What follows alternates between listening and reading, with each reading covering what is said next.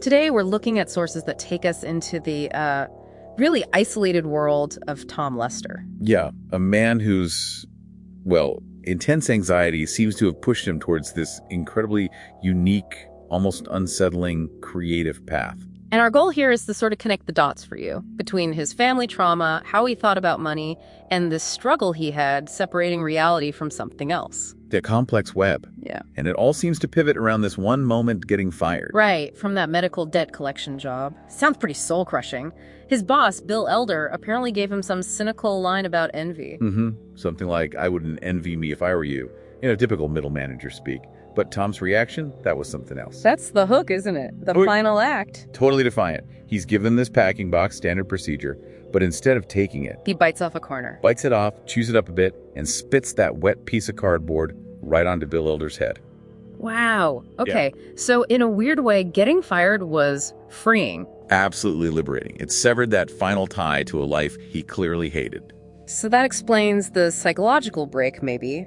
But what about his life before that? The financial side. The sources say he had no debt, pretty good disposable income too, like $3,600 a month. Exactly. And this is where it gets really strange. His retirement fund, his 401k. Not in stocks, I gather. No faith in the markets at all. His security, his future fund, was physically vested. Vested in what? Prosthetics. Artificial limbs. He was buying these incredibly expensive prosthetic arms and legs from a supplier, Duncan's Prosthetics. Without needing them medically. Nope. Purely as materials. Materials to build what he called his characters. Characters, like mannequins. Pretty much. We know about two of them. First, there's Harvey. He's 6'3", wearing a Nirvana shirt. Okay. Holding a drumstick, but holding it wrong. And we find out Harvey is named after the guy, Harvey Belk, the driver who hit his brother. Oof. Okay. And the other one? Jenny. She's sitting at an art desk wearing overalls, looks like she's painting.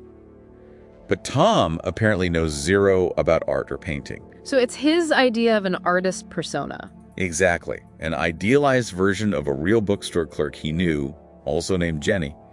And guess what his next project is called, right after getting fired? Let me guess. Bill. You got it. Yeah.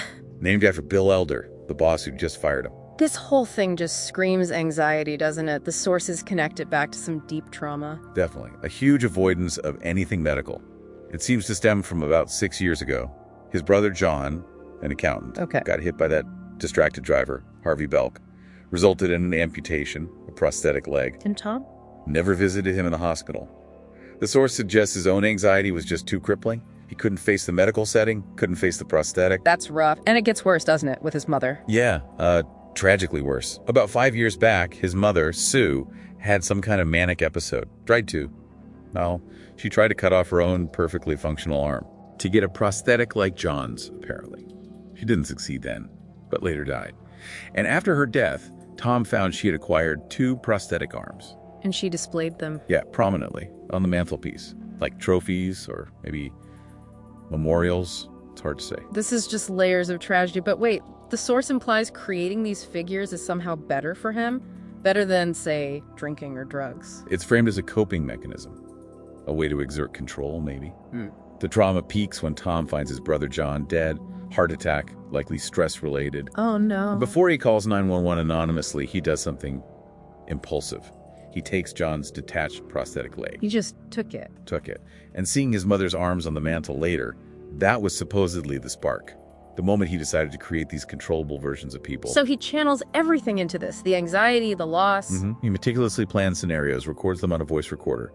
The source mentions 98 different recordings.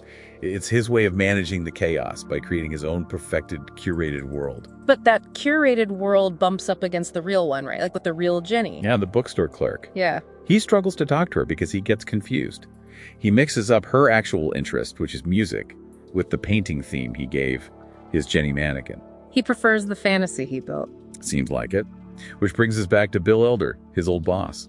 That cynical line Elder dropped when firing him. The one about being repurposed. We're all repurposed in one way, shape, or form, eventually. Tom apparently latched onto that. He applies it literally. Repurposing prosthetic limbs into figures representing people tied to his trauma and anxiety. Exactly. Physical objects repurposed to contain all that emotional weight. It's quite a journey. From this anxious guy in a dead-end job to, well, an artist using trauma as his medium. So the final thought for you, listening. Hmm. If Tom creates these characters based on real people, taking huge liberties, shaping them how he wants, how many versions of you might be out there? In the minds of people you interact with, maybe just briefly, versions you don't even know exist, completely different from who you really are. Something to think about.